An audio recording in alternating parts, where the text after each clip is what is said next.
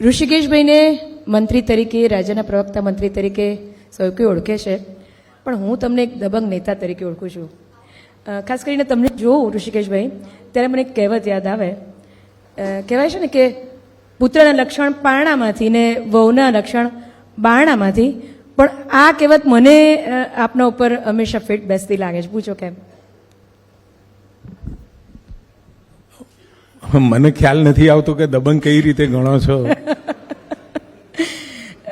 આપણા ગુજરાતમાં તો એવી દબંગઈ કરે એવો કોઈ નેતા મને નથી દેખાતો. પણ અમારી પાસે તો કિસ્સાઓ છે આપના. જો ઋષિકેશભાઈ, પાટણ નામ પટોળા વખણાય, પણ અમે એવું સાંભળ્યું છે કે પાટણની તમારી પોલિટેકનિક કોલેજમાં તમે બહુ ફેમસ હતા અને એ તમારી દબંગ નેતાગીરીના કારણે. એટલે એવું કહી શકાય કે આ જે નેતાગીરી છે તમારી, અત્યારે નેતા બન્યા, બાકી તમે ઇરિગેશનમાં એસઓ ઓફિસર હતા, એટલે એસઓ ઓફિસરથી નેતાગીરી એના મૂળ ક્યાંક પાટણની પોલિટેકનિક કોલેજમાં છે. પાટણની પોલિટેકનિકમાં પહેલા વિદ્યાર્થી કાળમાં એ વખત ઇલેક્શન ને એવું બધું જરા મારામારી વાળું થોડું તમે કહો છો એવું જ હતું. એટલે એ વખતે ત્યાં જીએસ બનવાનો મોકો મળ્યો હતો, એટલે સ્વાભાવિક એના કારણે કહેતા હો. પરંતુ એવું નથી.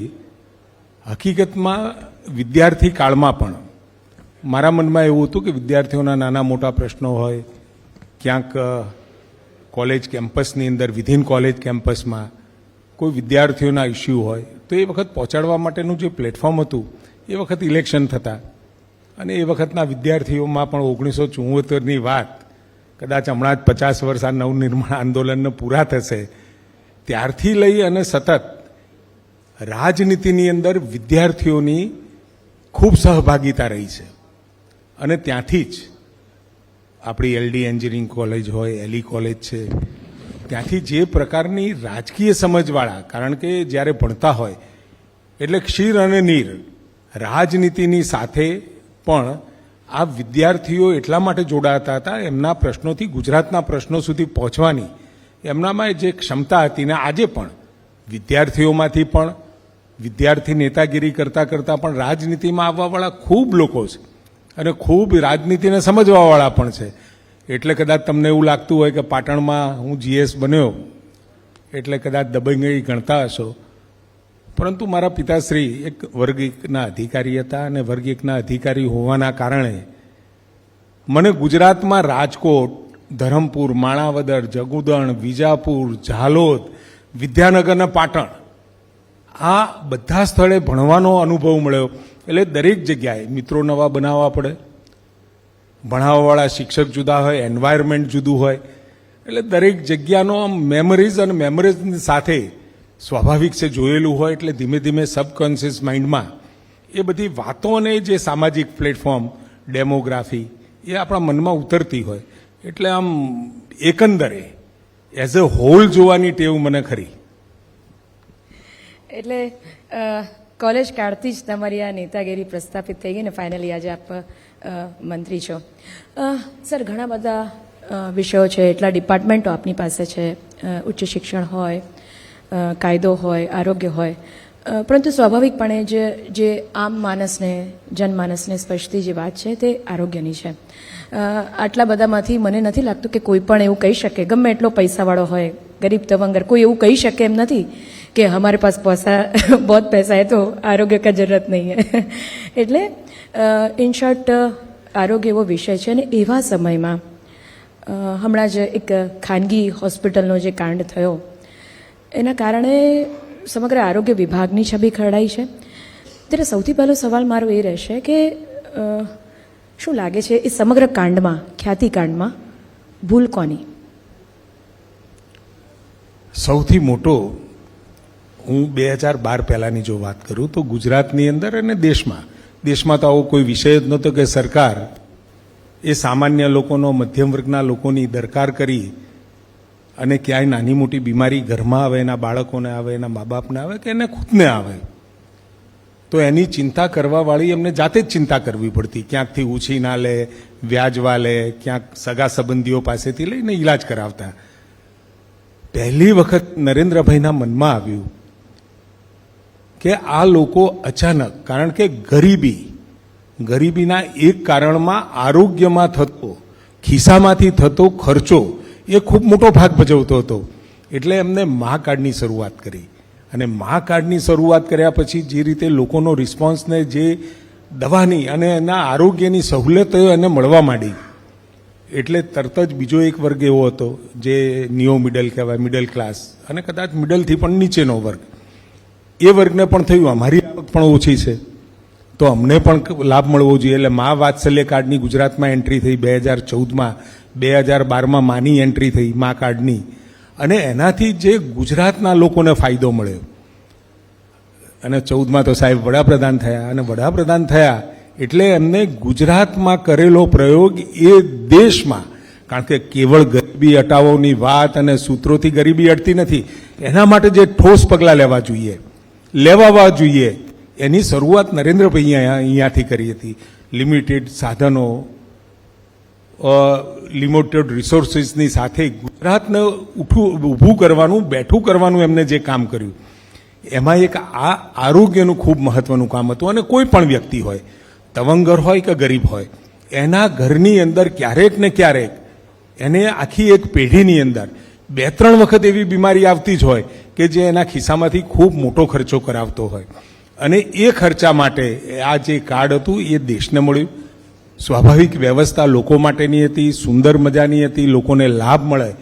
પરંતુ કેટલાક લેભાગુ તત્વો અને લાલચુ લોકો અને કદાચ ગુનાહિત માનસિકતાવાળા, કારણ કે ગુનાહિત માનસિકતા એટલે કોઈ પણ ગુનો થાય તો એની પાછળ મોટા ભાગનું કામ એ જર જમીનને જોરું, આપણે એવું એવી કહેવત છે ગુજરાતની અંદર. એટલે જર માટે, પૈસા માટે ગુનાખોરી તરફ કોઈ ચોરી કરે, કોઈ મર્ડર કરે, કોઈ લૂંટ કરે.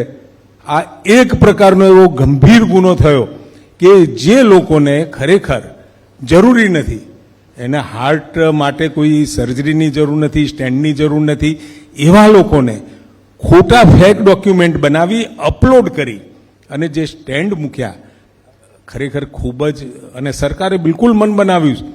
કદાચ તમને ખ્યાલ નહીં હોય અને કદાચ સમાચારોમાં પણ પત્રકાર જગતના મિત્રોથી તો કંઈ છાનું રહેતું નથી.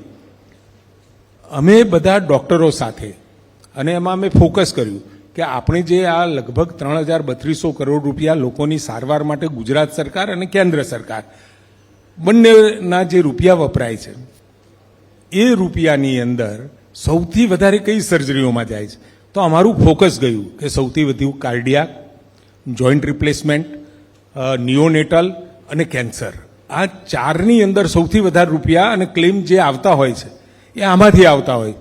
અને પરિણામે તાત્કાલિક બેઠક કરી કેટલાક ખાનગી જગતના આ ચારેય વિભાગમાંથી ડૉક્ટરો, સરકારી વ્યવસ્થાઓમાં પણ આપણી પાસે બહુ સારા ડૉક્ટરો છે, એમને બેસી અને આખી મા કાર્ડ બનવાથી માંડી અને એનો ક્લેમ ચૂકવાય ત્યાં સુધીની આખી જે જર્ની છે એ જર્નીને દરેક છેડા ઉપર, દરેક એંગલ ઉપર અમે એને ચેક કરી અને ચેક કર્યા પછી એ આખી પ્રોસિજરની અંદર જે પણ કંઈ સુધારા વધારા કરવા પડે, કાર્ડિયાકમાં તો તાત્કાલિક અમે કર્યા, પરંતુ 3-4 દિવસ પહેલાં જ કેન્સરની પણ ચર્ચા કરી, નિયોનિટલની પણ કરી અને જોઈન્ટ રિપ્લેસમેન્ટમાં અમારા ધ્યાનમાં જે આવ્યું હતું કે 60 વર્ષ ઉપર આપણે ફરજિયાત કર્યું હતું કે ભાઈ સરકારી વ્યવસ્થામાં, કારણ કે એ પ્લાન્ટ સર્જરી હતી, એ ઇમરજન્સી સર્જરી નહોતી, અને ઇમરજન્સી સર્જરીમાં કેન્સર, નિયોનેટલ અને કાર્ડિયાક આવતું હોય એટલે તરત જ એ આખી એમની સાથે ચર્ચા કર્યા પછી કયા સુધારા કરવા જેવા છે એ આખું કર્યું. ફાઇન ટ્યુનિંગ થઈ રહ્યું છે અને કદાચ 1, 2 કે 3 દિવસની અંદર એને તમામ ગુજરાતના લોકોને માહિતી મળે.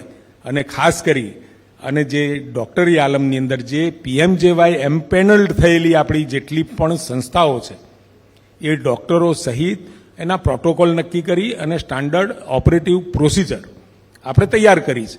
અને એ જ પ્રમાણે મા ક્લેમ જાય, એ જે આપણું PMJY ક્લેમ આપણને મળે અને એ મંજૂર થઈને જાય એ રીતની વ્યવસ્થાઓ આપણે કરી છે. આપણા મનમાં પણ નહોતું કદીએ કોઈ માણસ દર્દીના શ્વાસ સાથે, એના આરોગ્ય સાથે બિનજરૂરી દવાઓ, બિનજરૂરી સર્જરી કરી અને એના આરોગ્યના બચાવવાનું કામ જે ડૉક્ટરોએ કરવાનું છે એની જગ્યાએ બગાડવાનું કામ અને એવી જે ગેપ એનાલિસિસ કરી અમે આખી વસ્તુ બને ત્યાં સુધી ક્યાંય ખામી ના રહે એ રીતના એ ક્લેમ અને લોકોની સારવારની વ્યવસ્થાનો પ્રયત્ન કર્યો છે. સર, આપે એક ખૂબ સારી વાત કરીને અહીંયા બેઠેલા તમામ જે દર્શક મિત્રો છે એ તમામને એ વાતથી પરિચિત છે કે ગરીબ હોય કે તવંગર, આરોગ્ય સૌના માટે એક ગંભીર પ્રશ્ન છે, સૌને સ્પર્શતી એક વાત છે. અને જ્યાં સુધી મિડલ ક્લાસ માણસોની વાત છે એના માટે તો આ પીએમજેવાય યોજના આશીર્વાદરૂપ છે, કારણ કે માણસ ખાલી થઈ જાય. મિડલ ક્લાસ માણસનું કોઈ નથી હોતું. હજી એનાથી નીચલા સ્તરને વાંધો ના આવે, એનાથી ઉપલા સ્તરને વાંધો ના આવે. મિડલ ક્લાસ માણસ બિચારું એક ઘરમાં માંદગી આવે એટલે ખાલી થઈ જાય. એટલે આપે કહ્યું કે આનો સરાસર દુરુપયોગ એ કદાચ આ પ્રકારની લેભાગુ તત્વોની માનસિકતા છે. મને સર એ કહો, આપે એવું કહ્યું કે અમે એને સ્ટ્રીમલાઇન કરવાની કોશિશ કરી રહ્યા છે, પણ આવી ભૂલ થાય જ નહીં, કારણ કે ખ્યાતિને તાળા લગાવવા માટે કેટલું બધું કરવું પડ્યું. પોલીસ એફઆઈઆર કરવી પડી, પાછળ પડવું પડ્યું, અને એક ગુજરાત માત્ર એના કારણે ફેમસ થઈ ગયું ને લોકો ભૂલી ગયા કે તમે આરોગ્ય મંત્રી સિવાય કાયદા મંત્રી પણ છો, ઉચ્ચ શિક્ષણ મંત્રી પણ છો. બસ આરોગ્ય મંત્રીનું એક ઋષિકેશભાઈ માથે પણ માછલા ધોવાયા. તો સ્ટ્રીમલાઇન કરવા સિવાય બીજું શું સુધાર, શું નવો આ એક અનુભવ પછી? આપણી ગુજરાતીમાં એક કહેવત છે, ઊંટ હોય ને તો ઊંટ ઉપર બેસવું હોય ખૂબ અઘરું, સીધે સીધું બેસવું હોય તો ખૂબ અઘરું. એટલે માણસે એના ઉપર કાઠડા કર્યા બેસવાનું. એટલે દરેક વસ્તુની અંદર માણસ એક માનવ સહજ પ્રવૃત્તિ ક્યાં ને ક્યાં ગેપ મળે છે, ક્યાં એન્ટ્રી લઈ લઉં. પણ એટલી ખાતરી રાખજો કે આ વખતે અમે જે પ્રોસિજર, અને એ પણ આ 4 સિવાય પણ બાકીની પ્રોસિજરો, કારણ કે 2600 જેટલી પ્રોસિજર છે, જ્યાં પણ ગેપ એનાલિસિસ મળશે. હોસ્પિટલોનું પણ આપણે ગ્રેડેશન કરવાના છીએ કે ભાઈ સૌથી વધારે આ પીએમજેવાયનો સારવાર કેટલા ક્લેમ થાય છે, કઈ બાબતોમાં થાય છે, આ પણ ગ્રેડેશન કરી અને અમારી સાફુની ટીમ છે, સ્ટેટ એન્ટી ફ્રોડ યુનિટ, એ સાફુની ટીમ અત્યારે અહીંયા રાજ્ય લેવલે કેન્દ્રિત છે. એની જગ્યાએ જિલ્લા લેવલે કેન્દ્રિત કરી અને અહીંની ટીમ જેટલા પણ ટ્રિગર જનરેટ થાય, એનએચએની અંદર જે ટ્રિગર જનરેટ થયા પછી એ આપણને પાછળથી મળતા હોય. આપણે એનએચએને રિક્વેસ્ટ પણ કરી છે, ત્યાં જે ટ્રિગર જનરેટ થાય એ તરત જ આપણને મળે, એ માહિતી મળે તો અહીંની ટીમ તરત એક્શન લે. અહીંયા એવરેજ દિવસના 200-250ની આસપાસ આપણને ટ્રિગર મળતા હોય, પરંતુ એ એનએચએ આપ્યા પછી એના ઉપર આપણે એક્શન લેતા હોઈએ. પણ તાત્કાલિક આપણને મળે તો એ પણ તપાસ થાય. આપણે એ વિધિન ટાઈમ એ ટ્રિગરો ચેક પણ કરતા હોઈએ છીએ. એટલે આખી જે વ્યવસ્થા છે અને મધ્યમ વર્ગ માટે એક એવી યોજના છે, આશીર્વાદરૂપ યોજના છે કે જેનાથી કોઈ સામાન્ય ઘરનો મધ્યમ આવકવાળો માણસ એ ક્યાંય પૈસાના કારણે ક્યાંય નાની મોટી સારવાર લેવામાં અટવાય નહીં. એવી યોજનાને પણ કેટલાક તત્વો, અને બિલકુલ આપણે એમને છોડવાના નથી, ખ્યાતિ હોય કે પ્રખ્યાતિ હોય, કોઈ પણ હોય, આપણે કોઈ પણ વ્યક્તિને એમાં છોડવા માગતા પણ નથી. અને જે આખી એફઆઈઆર થઈ છે એમાં પણ વિશેષ ડિટેલ, હવે એક જ ભાઈ બાકી છે, બાકીના બધાને તો પોલીસે પકડ્યા છે. અમે પણ એ કિનલી ઓબ્ઝર્વેશન કરીએ છીએ કે ક્યાં આગળ અમારી મદદની જરૂર પડે અમે મદદ પણ પોલીસને પ્રોવાઈડ કરીએ છીએ, આંકડાઓ પણ આપીએ છીએ, જેથી કરી પોલીસને ઇન્વેસ્ટિગેશનની અંદર એ સરળતા પડે. એટલે આ સરકાર, ભૂપેન્દ્રભાઈની સરકાર, આરોગ્ય મંત્રી તરીકે ઋષિકેશ પટેલ, આ બાબત ક્યાંય ચલવી લેવાય નહીં. કારણ કે કોઈ માણસ કલ્પના ના કરી શકે કે આવું ખોટું થઈ શકે. આમાં એવા ખોટા કરવાનું ચાલુ થયું અને જે કમ ભાગ્યે જે બનાવ બન્યો, પણ એક ભૂલ આપણને ભવિષ્ય બનાવતું હોય છે. અને આ ભૂલ એ ગુજરાતની અંદર પીએમજેવાયના જે ક્લેમ, જે નરેન્દ્રભાઈએ જે આશયથી મૂક્યા છે એમાં ક્યાંય દાગ ના લાગે એ રીતે સુધારવા માટે રાજ્ય સરકાર, ભલે થોડોક સમય લાગે પણ દરેક બાબત ચોકસાઈથી 4 લોકોની સલાહ લઈને, કારણ કે મેડિકલ જગતથી હું નથી એટલે મને સ્વાભાવિક ખબર ના હોય, પરંતુ એ તજજ્ઞો સાથે ચર્ચા થાય, વાતચીત થાય, અને વાતચીત થયા પછી એમાં ફાઇન ટ્યુનિંગ કરી અને એ પીએમજેવાયનું આખું ક્લેમ પ્રોસેસ છે. હોસ્પિટલની અંદર દર્દી જાય, દર્દી ગયા પછી એને જે રિપોર્ટ અપલોડ કરવાના હોય ત્યાંથી એનો ક્લેમ મંજૂર થાય. કારણ કે મોટાભાગની રમત આટલા દરમિયાન જ થતી હોય, એ રમત અટકાવવા માટેનો આપણો પ્રયત્ન છે ને ખૂબ ગંભીરતાપૂર્વક અમારો આરોગ્ય વિભાગ એમાં કામ કરી રહ્યો છે.